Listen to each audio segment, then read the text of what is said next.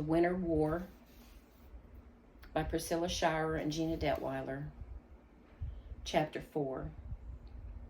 The Iron Chariot. Xavier ran all the way to the bridge, ignoring the worsening weather and the sleet that now deluged his shield, making it difficult to see. Yet the closer he got, the more he realized how perfect his idea was. They would stop this invasion dead in its tracks.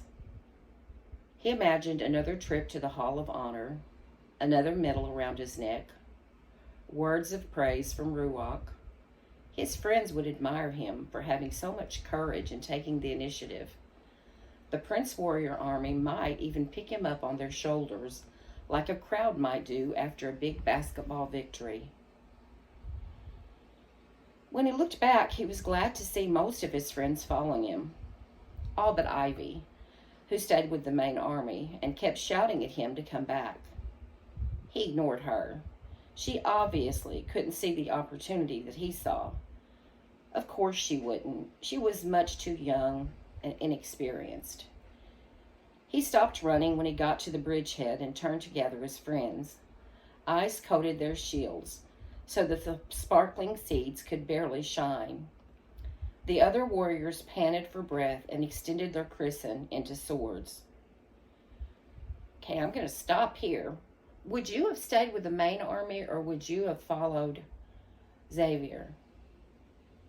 Just keep in mind that, as far as I know, the the breastplate has not been shining. At least in the last chapter, it mentioned that it had not been shining when he ran. So, would you have followed your friends, or would you have stayed with the main body of the Prince Warriors? I don't know.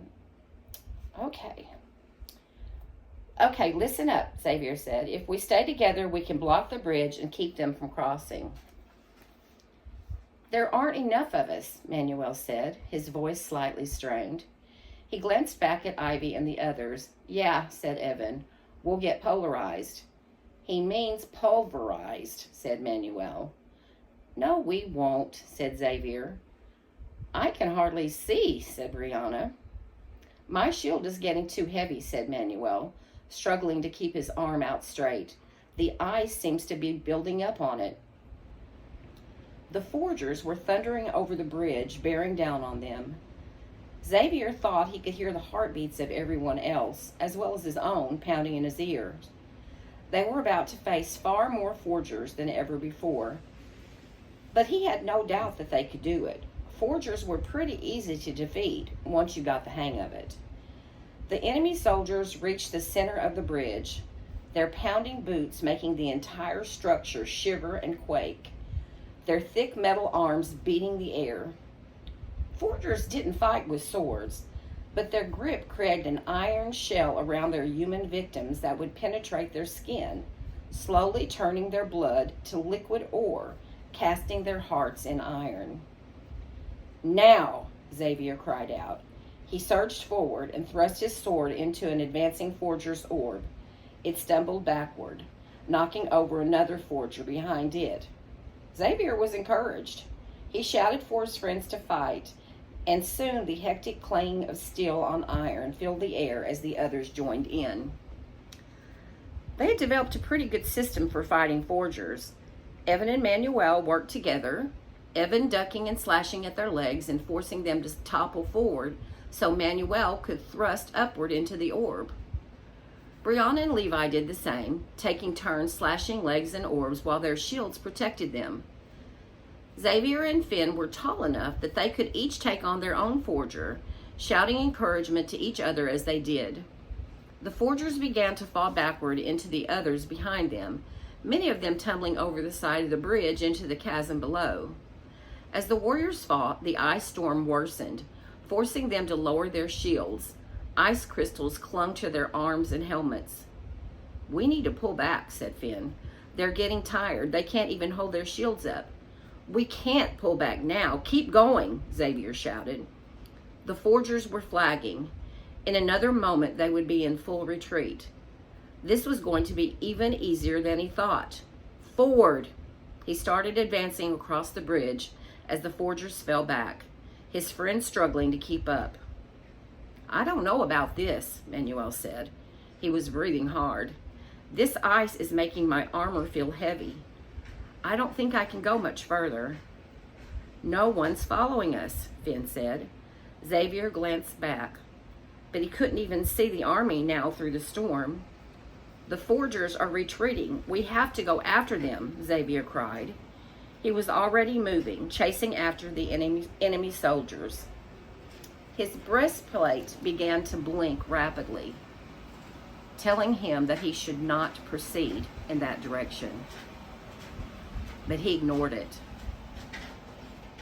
"I can't go on," said Brianna, slowing to a walk. The bridge was now like a sheet of ice, made all the more slippery by the smooth metal girders on the Scato side. Even their cleated boots had a hard time keeping a firm grip, and the icy coating on their armor made it harder for them to move with ease. "The breastplate's blinking. We need to go back." Brianna stumbled and almost slipped off the edge of the girder. Levi grabbed her in time to pull her to safety. "Xavier," Levi shouted, "we need to go back." Xavier ignored him and pressed on over the bridge. Despite the increasing numbness in his own limbs, even his sword felt 10 times heavier. His breastplate was telling him to turn back, but he saw that the forgers were thrown into chaos, and he just couldn't resist the chance to finish them off once and for all. Finally, Xavier made it over the bridge. His friends followed more slowly, struggling against the added weight of the ice on their armor. Yet it seemed Xavier had been right, for the forgers were actually running away, deserting the bridge altogether. The warriors charged after them, but soon lost them in the heavy mist. They stopped and looked around in wonder. The forgers were gone. Xavier raised his sword in a victory cheer. "We did it!" he shouted, so that the army on the other side of the bridge could hear him. "We did it!" "Did we?" asked Manuel, finally grinning a little, though still trying to catch his breath. "Woohoo!" Evan shouted, thrusting his sword into the air. "Why did they run off like that?" Brianna asked. "Must be scared of us," said Finn. "Wait, what's that noise?" The warriors stopped celebrating to listen. A low rumble resounded from somewhere in the fog. It grew louder, as if the thing making the noise was coming very fast. "Sounds like an engine of some sort," said Manuel. "A truck," said Finn. "A big truck with bad mufflers." Suddenly, a monstrous object smashed through the fog. A machine unlike any they had ever seen before. "A tank?" Evan cried, shocked at the sight. But not a normal tank. This machine was covered in blades and horns and spikes, with a great metal horn sticking straight out front. Long spikes sides projected from each of the 4 wheels, designed to slice through anything in their path. "More like a chariot," murmured Manuel. "An iron chariot, except without the horses." The massive iron helmet of a forger protruded from the top of the chariot. But the helmet looked different from a normal forger helmet. It had a long, sharp spike sticking out of the top, and 2 curved horns on either side. And the eye holes were pitch black, as if the helmet was completely empty. "Who is that?" asked Evan. "What is that?" The machine paused before them, belching out steam and revving its engines.